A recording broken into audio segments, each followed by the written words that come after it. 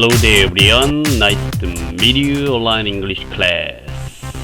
여러분 만나서 반갑습니다. 일주일이 벌써 후딱후딱 지나가고 있습니다. 행복한 사람은요, 모든 것을 다 가진 사람이 아니고요, 가진 것에 만족하는 사람, 하고 싶은 일을 하는 사람, 갈 곳이 있고 오늘을 즐기는 사람이라고 합니다. 오늘도 영어 공부와 함께 웃음꽃이 활짝 피는 행복한 하루 되시기를 간절히 기도드리오며 오늘의 주제를 말씀드리도록 하겠습니다. 오늘 같이 공부하실 주제는 알파벳 G로 시작하는 단어들입니다. G는 두 가지 발음이 나는데요. 기역 소리, 그러니까 그 이런 소리와 지읒 소리가 동시에 납니다. 단어에 따라서 기역 소리가 나는 경우가 있고 지읒 소리가 나는 경우가 있으니 어떤 기준이나 공식을 찾으시려고 하시지 마시고요. 단어별로 하나씩 뜻을 생각할 때마다 읽는 방법도 같이 병행하시기를 부탁드릴게요. 자, 오늘 첫 번째 단어부터 보시도록 하겠습니다. 자, G로 시작하는 첫 번째 단어를 보고 계십니다. 굉장히 길어 보이는데요. 이 단어를 한꺼번에 보시면 너무 길고요. 세 개로 끊어서 보시면 쉽게 이해도 되시고 외우기도 편하실 거라는 생각이 듭니다. 이 GRASS에서 한번 끊으시고요. HOP에서 또 한번 끊으시고 PER을 해서 끊으시면 세 가지의 단어가 하나로 합쳐졌다라는 것을 알게 되시면서 좀 더 단어가 확 와닿으실 거예요. 자, 첫 번째 GRASS라는 단어는요, grass라고 있는데요. 이 단어의 뜻은 풀이나 잔디라는 뜻입니다. 읽어볼까요? grass. 자, 그 다음에 파란색으로 되어 있는 HOP는요, 합 이렇게 읽는데 우리말로는 의성어예요. 깡총이나 폴짝폴짝, 팔딱팔딱 뛰는 소리를 미국 사람들은 합 그럽니다. 왜 그 유명한 그 노래 그 장르 중에 힙합이라고 있어요. 힙합. 네, 그 힙은 엉덩이고요. 합은 깡총깡총 폴짝폴짝 뛰는 거라는 뜻으로, 네, 힙합 그러면 엉덩이를 폴짝폴짝 이렇게 흔드는 춤이다라고 이해하시면 우리가 이 합이라는 단어를 일찌감치 들어보셨다라는 기억도 나실 겁니다.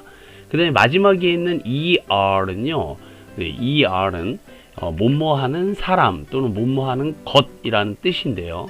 그러면 세 가지 단어를 합쳐서 설명을 드리면 풀이나 잔디 위에서 깡총깡총 폴짝폴짝 뛰는 것, 그게 뭘까요? grasshopper라고 있는데, 네, 그게 바로 이놈입니다. 네, 이게 뭘까요? 바로 메뚜기 또는 배짱이, 여치, 방앗개비라고 불리는 바로 그놈입니다.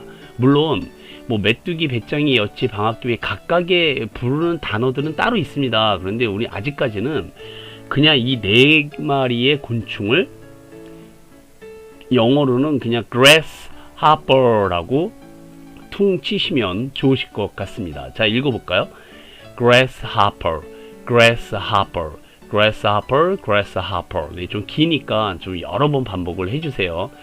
자, 이 grasshopper는요, 우리한테 굉장히 익숙한 스토리로 알려져 있는 것이 있죠. 바로 개미와 배짱입니다. 개미를 영어로 뭐라고 그럴까요? 네, the ant라고 그래요. ant. 네, 이게 개미고요. 개미, ant. 그 다음에 풀 위에서, grass 위에서 노래하면서, 네, 노는 아이, 네, 얘를 grasshopper라고 얘기하실 수 있으시면 돼요. 굉장히 유명한 이야기죠. The ant and the grasshopper. The ant and the grasshopper. 그러면 개미와 배짱이라는 이야기인데, 이 우리가 잘 알고 있는 이야기예요. 사실 개미는 겨울에, 네, 곡식을 저장하기 위해서 여름 내내 일을 하는데, 이 grasshopper는 하루 종일 노래만 부르거든요. 네, 그러다가 이제 겨울이 됐는데 이 grasshopper가 너무 춥고 배고프니까 앤트 집에 와서 국어를 하는데 앤트가 이 그래스하퍼한테 너는 여름 내내 일만 했으니까 노래만 불렀고 놀기만 했으니까 먹을 자격이 없다. 네, 그래서 거절을 하죠. 그래서 불쌍한 네, 이 그래스하퍼는 결국 죽게 된다라는 굶어 죽게 된다라는 것이 우리나라의 보통 이야기예요. 그런데 이 Ant and the Grasshopper 개미와 배짱이 이야기는 전 세계적으로 다 있는 이야기입니다. 네, 미국판도 있어요. 이 미국판 잠깐 말씀을 드리면 겨울에 그래스하퍼가 앤트 집에 찾아온 것까지는 맞습니다. 그런데 거절까지 해요. 하지만 이 그래스하퍼가요 너무 슬프고 배고픈 나머지 마지막으로 미국판이에요. 마지막으로 연주를 하고 죽어야겠다. 근데 연주를 딱 멋있게 하니까 개미가요 그 소리를 듣고 미국 개미가 그 소리를 듣고 너무 아름답거든요. 그래서 배짱이를 집 안으로 들여보냅니다. 야, 네 노랫소리가 너무 좋으니까 한번 더 불러봐라. 사실 개미는 일만 하고 지냈지 노는 걸 모르잖아요. 근데 겨울이 얼마나 깁니까. 그러니까 지루하고 아무것도 할 것 없었는데 배짱이가 노래를 불러주니까 너무 신이 나는 거예요. 그래서 먹을 것을 주고 배짱이가 노래를 부르고 개미들은 겨울 내내 신나게 노래 부르고 춤추고 해피하게 지냈다라는 것이 미국판입니다. 괜찮죠, 그쵸? 해피엔딩으로는 미국판이 가장 좋아 보입니다. 자, 근데 러시아판도 있어요. 러시아판은요 배짱이가 그래스하퍼가 앤트 집에 왔는데 앤트가 거절하잖아요. 그러니까 이 그래스하퍼가 공산당을 찾아갑니다. 러시아판이니까. 그래서 공산당한테 일러가지고요 공산당원들이 와가지고 개미한테 이런 이 프롤레타리아의 반역자 뭐 이래가지고요 네, 다 때려 죽입니다. 그래서 네, 배짱이가 노동자로서 네, 그 삶을 누리게 된다는 어처구니 없는 네, 그런 게 바로 러시아판입니다. 일본판도 있는데요 굉장히 이상해요. 얘네들은 배짱이가 그래스하퍼가 거절당하는데 화가 난 나머지 배짱이가요 사무라이가 됩니다. 그래서 칼 연습을 해가지고요 개미집에 쳐들어가서 개미들을 죽여버리거든요.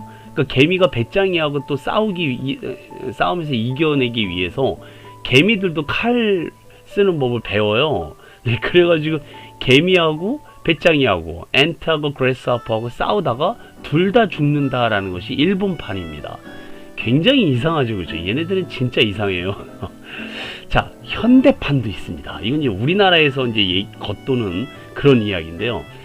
개미가 현대판입니다. 이 겨울을 위해서 열심히 땀을 뻘뻘 흘리면서 일하잖아요. 그런데 인간들이요 환경을 오염시켜 가지고요 겨울이 안 와요. 예, 지구 온난화가 계속됨으로 인해서 네, 개미가 계속해서 일만 하다가 허리 디스크 걸려가지고 병원에 입원해가지고 각종 합병증으로 벌어놓았던 돈들을 싹 다 탕진해 버립니다. 반면에 배짱이는요 그래스하퍼는 여름 내내 노래를 부르다가 지나가는 음반 기획자 사장님한테 발견이 돼가지고 CD와 음반을 내서 세계적인 열풍을 불러일으키고요 한류 열풍까지 네, 그래서 세계적인 스타가 된다라는 게 현대판입니다. 네, 또는 세대별로 좀 얘기가 다른 것도 있는데요. 이게 뭐냐면은 그 개미가 열심히 일만 하는데 배짱이는 노래만 부르잖아요. 그러니까 개미 아들이 네, 배짱이 아들 보고 되게 부러워해요. 그래서 아빠 우리도 노래 부르면 안 돼? 그랬더니 아빠가 시끄러 이놈아 일이나 해. 그래가지고 열심히 일을 해가지고 겨울을 맞이하거든요. 그러니까 식량이 풍부하니까 아빠 말을 듣기 잘했다. 배짱이는 어떻게 지낼까 하고 집에 가봅니다. 네, 그런데 배짱이는요 금수저기 때문에 겨울에 따뜻한 나라로 해외여행 스키장에 가고 없었다. 네, 그런 자 어쨌든 그래스하퍼라는 단어를 기억하시라는 뜻에서 네, 여러가지 버전을 말씀드렸었습니다. 네, 재밌었잖아요, 그쵸? 자 어쨌든 그래스하퍼 잘 기억해 두셨으면 바랍니다. 자, G로 시작하는 반드시 알고 있을 만한 단어 두 번째는요 GOOS입니다. 네, G 다음에 O가 두 개가 보이시죠? 네, 길게 우라고 빼시라는 장모음의 표시고요. 마지막에 E는 읽지 않습니다. 그러면 이 단어는 goose goose라고 읽게 돼요. 자, 읽어볼까요? goose, goose. 네, goose는요 거위입니다. 날지 못하는 새 중에 대표적인 새죠. 물론 타조도 있고 뭐 닭도 있고 펭귄도 있고, 네, 날지 못하는 새는 굉장히 많이 있습니다. 네, 근데 인간에게 가장 유익하게 또 그 가축으로서 존재하고 있는 그런 새 중에서 닭과, 치킨이죠. 닭과 이 구스가 대표적인 날지 못하는 새죠. 자, 그런데 왜 구스는 날지 못할까요? 네, 그거는요 길들여졌기 때문이라고 그래요.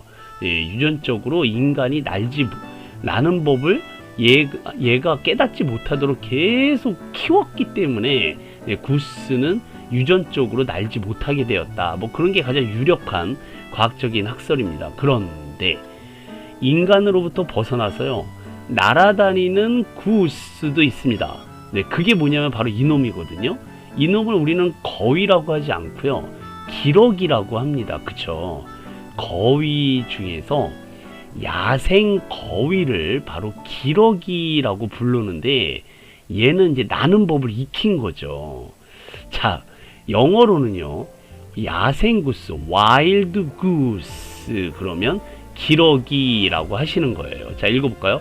와일드 구스, 와일드 구스, 와일드 구스. 그러면 무슨 뜻? 기러기라고 이해하시면 되겠습니다. 자, 우리가 이 구스라는 단어에서 또 한 가지 반드시 알고 넘어가셔야 되는 말이 하나 있는데요. 인간에게 이 구스가 유익한 이유가요 털을 제공해 주기 때문이죠. 겨울에 거위털 가볍고 따뜻하고 굉장히 좋은 털입니다. 죽여서 만들어야 된다는 게 참 안타깝긴 합니다만, 네, 인간이 좀 잔인하긴 하지만 어쨌든 여러분이나 저나 혜택을 보고 있는 건 팩트죠. 그쵸? 자, 거위 털을 영어로 뭐라 그럴까요? 네, 굉장히 특이한 단어인데 우리는 보통 털을 hair라는 단어로 배우고 있어요. 그런데 거위 털은 다른 단어가 있습니다. goose 다음에 down을 붙여요. 이 단어는 down이라고 합니다. down.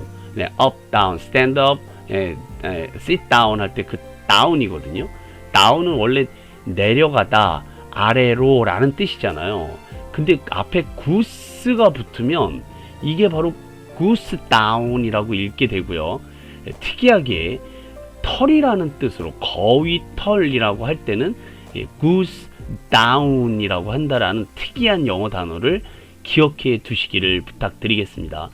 그래서 유명한 상표도 goose down 그래요. 한글로.